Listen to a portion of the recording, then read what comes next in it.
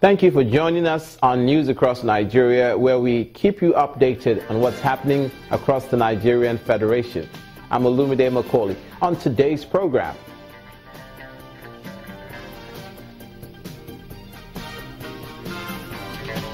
President Muhammadu Buhari visits Osun State.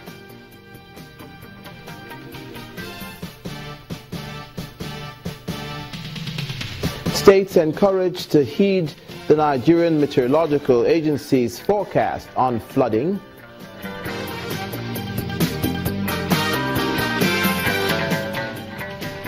And eclipse of the sun occurs. Our cameras capture the images.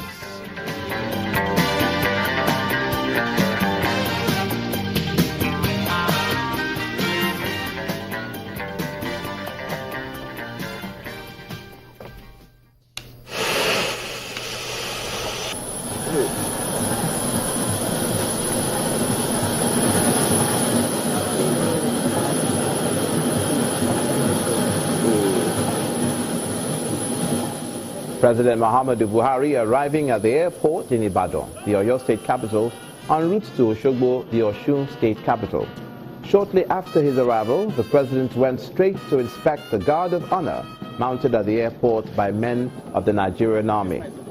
In Ibadan to receive the president were the Osun State governor, Rauf Aregbesola, the Lagos State governor, Mr. Akinwumi Ambode, as well as his Oyo State and Borno State counterparts, Governors Abiola Jimobi and Kashim Chetima. The president later left for Osogbo, where he commissioned some projects built by the governor, Rauf Aregbesola's administration, as part of the celebration of the state's 25th anniversary.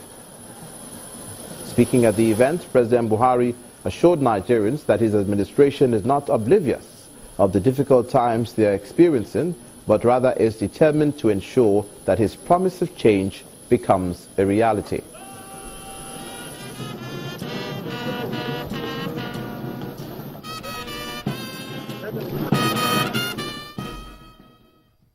And in the South-South, residents of a community in River State are calling on the government to intervene in the flood disaster they say is gradually taking over their homes and threatening their socio-economic existence. This is coming as medical, emergency, security, and government agencies form a working group to control and manage disaster and emergency situations in the state. Our correspondent, Emmanuel Ereyi, reports. Houses, cars partially submerged in water as flood takes over Eneka community in River State, South Nigeria.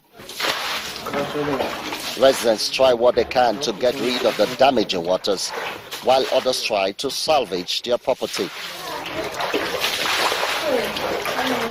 This is no easy task.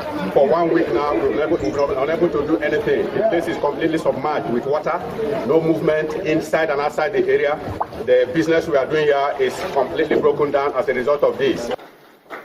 Managing this sort of disaster and other emergencies is top on the agenda of this meeting at the instance of the Nigerian Medical Association, NEMA, security agencies and other concerned groups. But what is important is that if we come together, work together, prepare and plan, it is possible that we can prevent and reduce the impact that will occur when we are faced with some of these.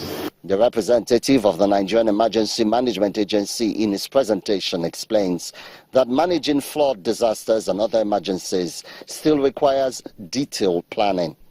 Please, let us not take for granted this 2016 prediction of flooding by NIMET. Though, believe me, it's not going to be as severe as 2012 flooding, because we are beginning to approach disasters the way they are supposed to be approached. The state government says flooding is also a result of human activity. We know that sometimes flood is natural, but other times it's caused by man-made factors.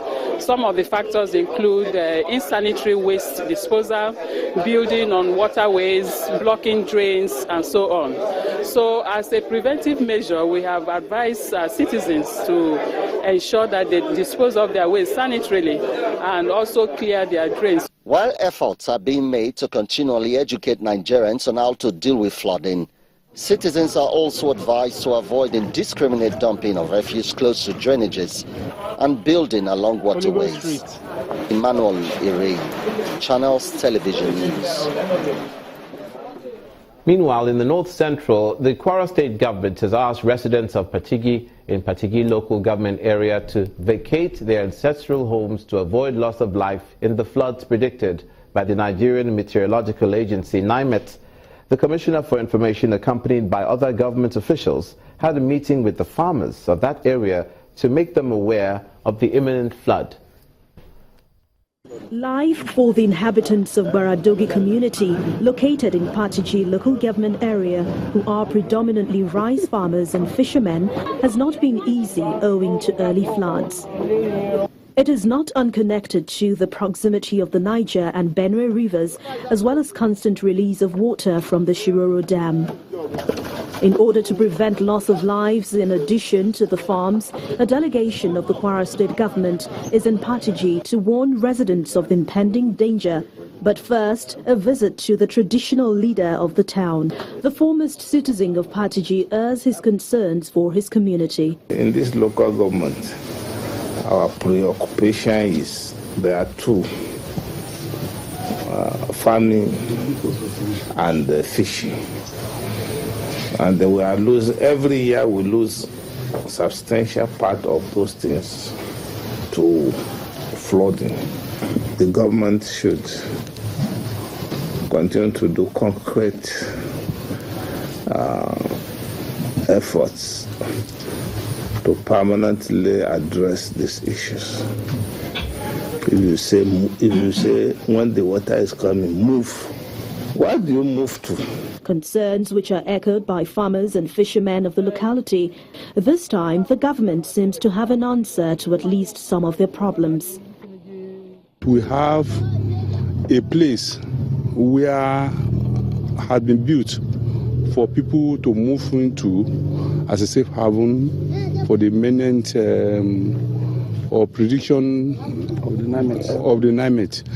The commissioner, who assures Patigi residents that they will not lose their ancestral homes, also says that the state is in talks with the federal government to dredge the rivers in order to increase their depth and prevent floods in this way. Staying with flood disaster forecasts, this time to the southeastern part of the country. As the rains intensify, the Anambra State Emergency Management Agency is touring local government areas prone to flooding. Officials there will interact with communities expected to be affected to prepare themselves. The Executive Secretary of the agency, Mr. Paul Odenigbo, says Anambra State has 28 camps for those that might be displaced as a result of the flood. October 2012 experience in Anambra State is still fresh in the minds of the people. The flood came unexpectedly and took the people unawares. The attendant damage, losses and destruction are evident. To prevent another experience, the State Emergency Management Agency is beginning an early warning tour of the councils. There is a high probability of flood. People who are living in the community near the fringes of the River Niger to be conscious of this message and get prepared for any eventualities. The people express worry over government's preparedness in ensuring that the camps are ready. They are telling us they have IDP camp. How prepared are they in the IDP camp? Or just asking people to go and stay in open field? In Anambra West, the people engaged the SEMA officials on where to relocate should flood come, as there is no IDP camp in their locality. The Executive Secretary of SEMA explains that the camps are not available in the area because of the difficult topography of the area. Everywhere is waterlogged. What we normally do is to take them to the neighboring local government, which is the Anambra East. We have 2-3 camps for the people of this place in Anambra Anambra East, not in the west. In Onitsha North, residents appeal to SEMA to nip the challenge of flooding in the bud. All the main drainages are now blocked with buildings and other things. So there is no proper channel of water to Wangene and to River Niger. So we are appealing to them to come to our aid because illegal structure is too much in Onitsha South. In Oka North and Idemili South, the people say they're ready to relocate, but solicit government support in providing them with necessary logistics for evacuation of their families and property. You're watching news across Nigeria. Coming up, the solar eclipse captured by Channels Television's cameras in Lagos. Please stay with us.